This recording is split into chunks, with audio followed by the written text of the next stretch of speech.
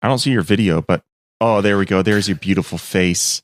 Oh yeah. There you go. There's a heart for you. Oh, this is so going in the pre-roll. All right, kick it off.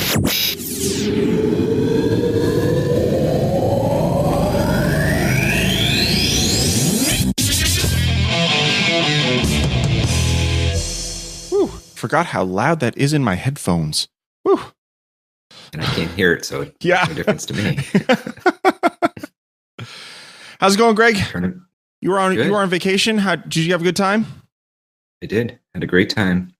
Saw family. Met a fellow Rapid Weaver in person. Oh yeah, who was that? You might know him, Brent. Oh, Brent. Oh man, I'm sorry you had to go see him. I don't know who I feel more sorry for, Brent or you. I don't know. It's a hard choice. Yeah, I understand. I understand. No, it's a good time. Nice Sweet. weather. Did he wear his cowboy hat? He did. Oh, wow. You got the hick version. Nice. I didn't realize they came in different flavors. Redneck Brent. Okay. Yeah. Nice guy. We love you, Brent. XOXO. Yeah. So today we were just going to get back rolling in the kick of things. We're going to talk about publishing best practices.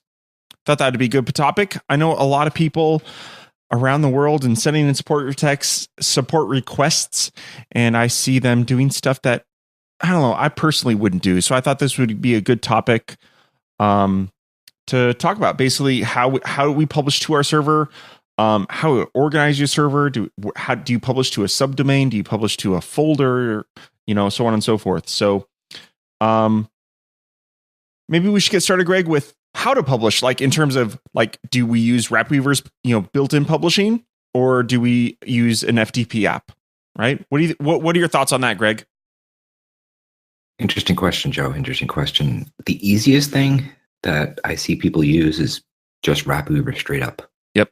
So if you're getting started, definitely use RapWeaver's built-in engine. I recommend, of course, SFTP over FTP for the obvious security, extra benefits of the security there. Yeah, I see a lot of clients that have hosts that don't even support SFTP. I don't know. I would personally, if my host didn't support SFTP, I'd be looking somewhere else. Like, I think that should just be a de facto. Like, every host should support SFTP. Just my personal opinion. I agree, and there's technical implications of that, and I can understand why people or why hosts don't have that. But why is that? Okay, just for my own purposes, why would a host not have SFTP? It's the authentication part, because to have SFTP, you need SSH, and that needs to be through the user authentication, where FTP has a different authentication mechanism that doesn't authenticate through system users that actually can log into the system. Oh. Yeah, so you can have an FTP account through the FTP daemon, server daemon. Oh, totally separate. There we go. I learned something new. I didn't even know that. I just, every server I've always been to, I had an account on the server and I FTP'd with my user account. That was just how it happened, right? So, right. Ah, okay. Yeah, so it's especially why you can create additional FTP users, but you can't create additional SFTP users. Ah. Makes sense now? Aha, says the blind man. I see. Very interesting.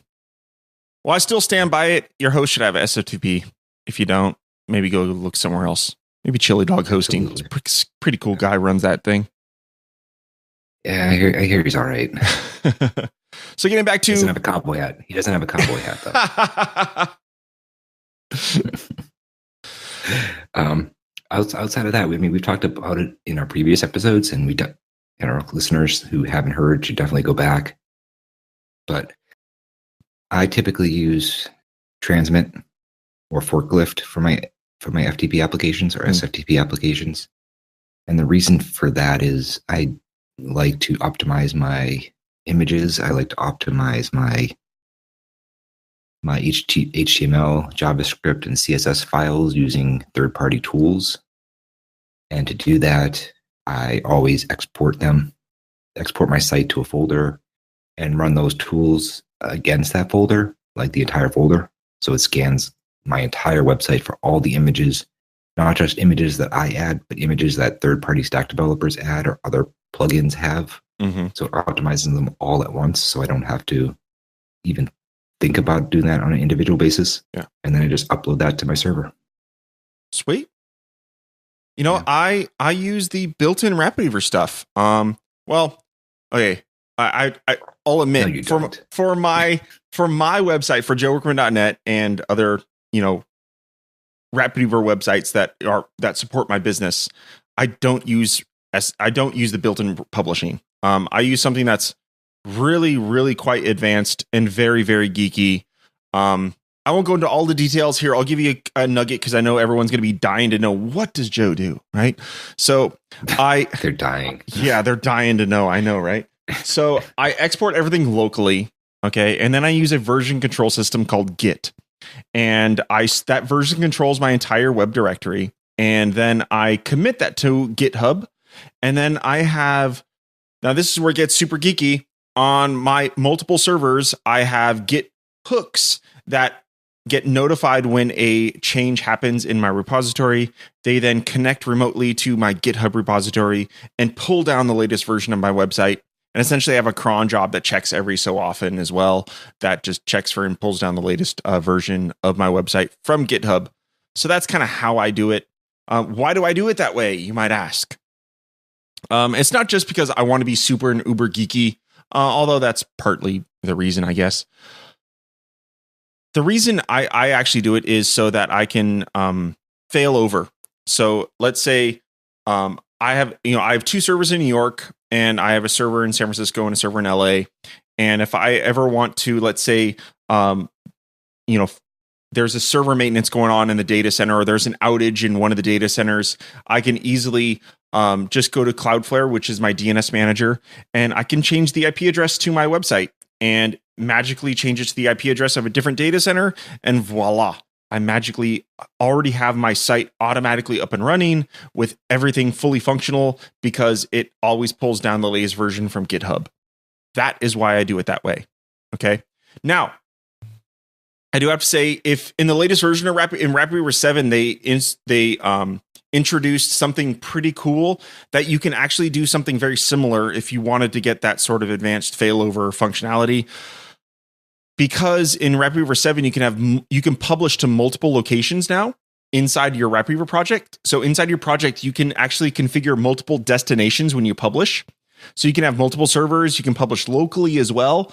And in the publish toolbar button, you can actually select where you want to publish when you click the publish button, right? So you could potentially configure multiple different servers and then select which server you want to publish to, hit publish, and it will publish the current site to that server. So that's kind of how, if you wanted to do it kind of the RapidWeaver way, I'd recommend I do use RapidWeaver publishing for all my testing sites and stuff like that. So if I'm playing around with something and I want to quickly publish, I use RapidWeaver's built-in publishing. And I've never actually ever had any issues ever with RapidWeaver's publishing. Never. It's never bombed on me once. And I know I see some people on the forums, on the RapidWeaver forums, that have incessant issues with RapidWeaver publishing, and they're very vocal about it. But fortunately, I think they're the minority. They're the vocal minority, and I know as well as most of the RapidWeaver users, have never had any issues with the publishing engine inside RapidWeaver. So yeah. But tools like Transmit are very good because they can do diffs on what's on the server versus analyzing your local folder and only publish the changed files. So that could be a good thing. What's a diff? What's a diff, Joe? Diff is a difference. So it will. Oh man, you're gonna make me go into this. Okay, so transmit. Well, there's multiple ways to do this. I think the default way is by the date of the file. So, or you could do by file size. And basically, what transmit will do is it'll go to your server, look at that file on the server, and check the date or size of the file on your local folder. And it'll say, "Oh, look, this file is the same. I'm not going to publish this file." Okay, and then conversely, it'll say, if this file is different, it will then mark that file for publishing, and it will publish it when you click the publish button. Did I do that okay, Gregory? Wow, Joe, that sounds so cool.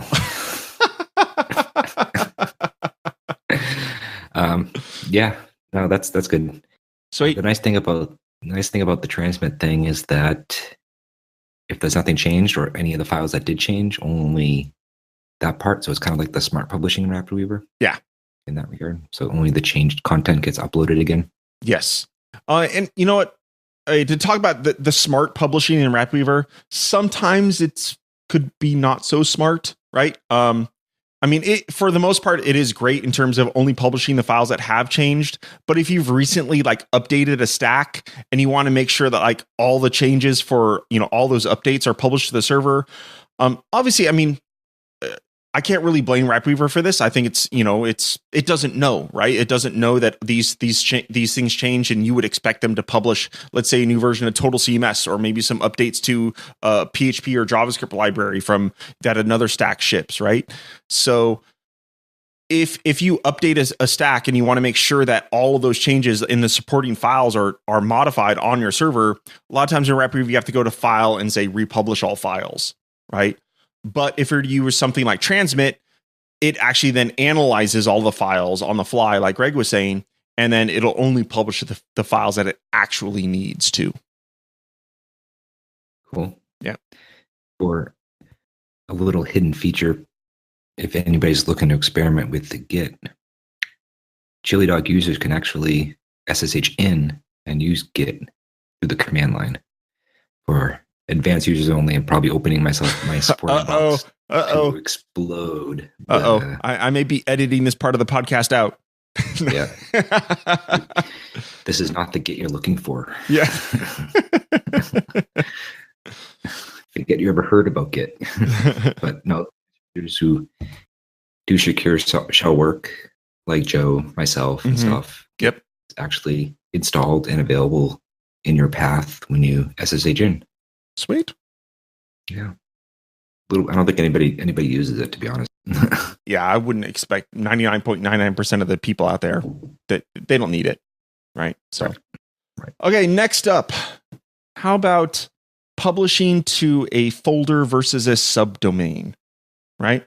So a lot of people do this one way. Some people do it the other way. Right. I see a lot of people, they have, let's say, a website, mywebsite.com. And if they want to test something new, a lot of times they'll publish it to mywebsite.com/testing or, new page. And then they'll publish the entire new website inside that subfolder, right? And another approach is to create a subdomain, which is like my subdomain or like Sandbox. I like to use Sandbox for like a testing domain, sandbox.mywebsite.com, right? And then that entire subdomain is your main testing subdomain. So you publish to that website, and then, you can view it just as if it was your main production website. Which method do you prefer, Greg? Well, I think there's only one choice here, to be honest. It's just the subdomain approach as you're describing. It would be horrible if you accidentally deleted your main website while trying to publish a test page for yourself or for your client. So don't bother risking it. Just use the subdomain and just use that as your playpen, your sandbox, as you said, and go wild in there, and don't worry about actually accidentally messing up your website and overwriting a file with the same name, like your index.html, your index.php, and you go to your website and oops, somebody else's content is there because you accidentally overwrote it. So, yep. I don't think there's too many options here how to do this right. Yeah, it really is. The subdomain is really the best way to go. I don't think you should ever create a subfolder, a part of your website, and then be publishing new websites to subfolders. That is just a recipe for disaster. Okay. And plus, another benefit of creating a subdomain is if you're testing a completely new website, right, and you publish it to a subdomain, because all the paths and everything are the same as if you published it again to the main domain, right? I'm not explaining this properly.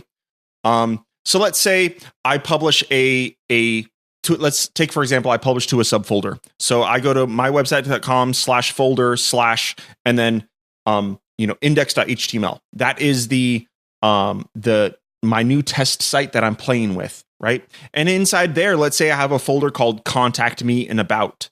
Okay.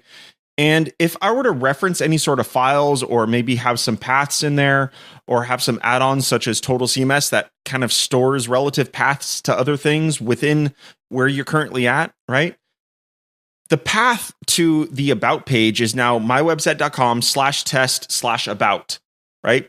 It's not the exact same thing as the live production website would be, which is just /about, right? It's /test/about. So by going to a subdomain, I could have mysubdomain.com, right? Or subdomain.mywebsite.com/about, right? That means the folder structure of my test website is now identical to what the ultimate end domain is going to be. Am I explaining this properly, Greg? I'm trying to. Do you understand what I mean? I think so. You're just saying that your test site is going to parallel your live site. Exactly. Yeah, it's going to mirror it, right? So there's going to be no contentions about, oh, the path is going to be different when I go production. If you go the subdomain route, it's going to be identical. So there's less things that could go wrong when you want to eventually move that test website to production. Right? I think I said that right. Yeah, I think so. Okay, cool. I think so. Go for it. I should make a comment about the publishing folder versus subdomain thing, and it's actually a historical thing. Many control panels didn't support putting the main folder for your website, the document root, outside of the public HTML folder until probably 2 years ago, year and a half, 2 years ago. So it's relatively new that you can actually have your website subdomain folder outside of that public HTML, so you could actually do what you're saying and have it side by side on the server. So it's that was actually going to go to my that flows perfectly into my next point I was going to make is I've seen a lot of people have this where they publish to their main site and then they have like folders in their main site for a subdomain. And I've never understood why people did that. And now that you just explained to me that it was a limitation of cPanel, that explains it. Because I thought that was horrible as well. Right? The way I organize my server is if you look at my public HTML directory where all my websites are, I have a folder for every single website. And I keep it simple. The name of the folder is the domain of that website, right? So I have a joeorgman.net folder. I have a totalcms.com folder. I have a emailstacks.com folder, so on and so forth, right? So I have a folder for that domain. And then inside that folder, magically, guess what's in it? The published website. And that's it, right? So keep things really simple, segment them. Don't put websites inside subfolders of other websites. It's just going to mess stuff up. It's just a recipe for disaster in my book. I hear you. Cool. I hear you. It may take a little work to refactor and update things, but if you're doing this a lot, you'll feel a lot more secure about your changes. Won't have to worry as much. Yep. I know a lot of our listeners are web designers and they design websites for other people. And I know a lot of them will do, let's say mydesigncompany.com, and then they'll do / and they'll create a folder for their customer. Right. And again, what you should be doing is create a subdomain for that customer, right? Just like we were talking about. So create a subdomain for that customer, and that subdomain on it could be, maybe a test domain that you have or your main domain. So, my customer dot, mywebdesigncompany.com, that is where you should be publishing your customer's website, right? Not in a subfolder of your main website. So, Yep. Important tip though. Yeah. Don't install analytics software on your test sites. Fair enough. Right. And you should probably, put like a robots.txt file in there that says, disallow all or something like that, so that, search engines aren't indexing your sandbox sites and all that jazz. So, yep, good call. Yeah, I've had people ask me about why is my site showing up under a different URL or whatever, Yep. Yeah, don't give. For the longest time, I had, I create all the projects that I make for like my products, I give away, right? So like my foundation stacks.com website, like that project file comes with foundation, right? And obviously I had my analytics stuff in there because it was the actual project I used for the actual website. And tons of people were publishing that online, right?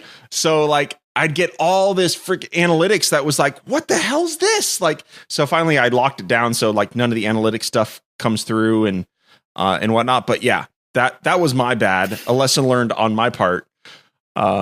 So yeah. The last, go for it. Rookie mistake. Yes. Rookie mistake. Next up, I think the last thing for publishing is kind of the folder structure in which you structure your WrapWeaver project. I think this is loosely related to publishing. And what I mean by that is when you're defining your folder paths inside RapidWeaver, you can nest pages inside the page inspector, or not the page inspector, the page navigation on the left-hand pane, right? What is that called? The library, I think it's right. So basically where you can create your hierarchy of pages. Now, let's say I had a page called, that was in a folder called news. And then inside there, I have a sub page that's called sports or something like that, right? Now, if let's say on the top level, I had the folder name called just news. And then since the sports page is inside that, it's a child of it, right? And I give that a folder name of sports.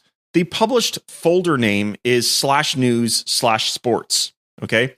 Oh, let me preface this with saying, please keep all of your pages named index.html or index.php. Do not go naming your web pages some crazy thing. Okay. Do yourself a favor. Just keep them named index.html or index.php. That's it. Okay. Okay. Back to my folder story.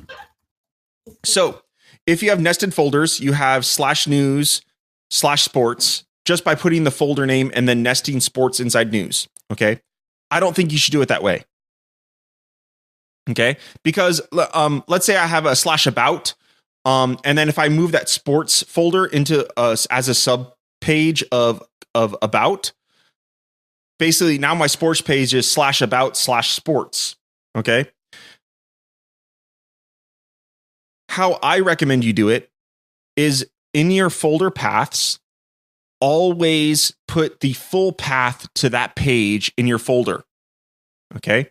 Therefore, what I mean is you create your folder structure and your hierarchy of your web pages however you want so that they look the way that they do inside your menu. But fully qualify your folder names for all of your pages. Meaning for the news, it would be /news. For my sports news page, I would have as my folder name /news/sports. I would actually put in the slashes, not just the folder name, /news/sports. The reason I say this to do it this way is because at this point, if you manually set in that folder name, there is zero doubt where that web page is going to be published. It's going to be published to /news/sports. Okay. Or /about/whatever, right? Put in the fully qualified folder name. If you want to see an example of this, go ahead and you could download my foundation website, the project I was just talking about a few minutes ago. That's a pretty large Rapweaver project, and it has a lot of nested pages. And it's just, even if you don't have Foundation, just look at all the folder names in there, and everything is fully qualified to the exact folder path, right? What do you think, Greg, about this?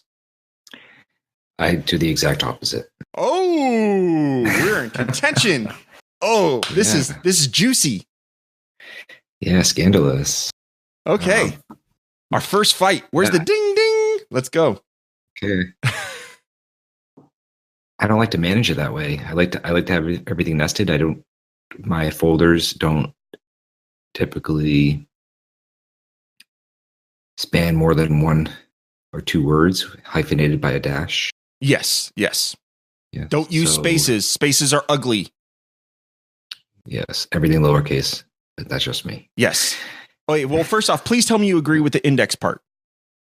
Yes. Oh, absolutely. Okay, cool. Thank you. Everything index.php though. Fair enough. Yeah, because if you accidentally publish an index.html and an index.php, yes, I get this a lot. Yeah. People say my website pages aren't showing up, and it turns out they have both published in a directory. Yep. And web servers always prefer, if there's a conflict like this, yes, web servers always prefer the index.html over the index.php.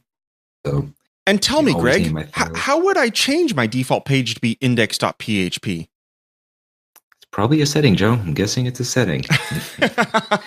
Yes, everyone, there is a setting where you can change your default page extension to be, the default is HTML, change it to be PHP. It's in the general and then the advanced at the very, very bottom. Exactly. And it says default extension. There we go. Yeah. Okay, Greg, go on. Why do you do the nested way instead of fully qualifying the folder paths? I'm afraid of making a typo. It's probably it's that simple. Okay. Right?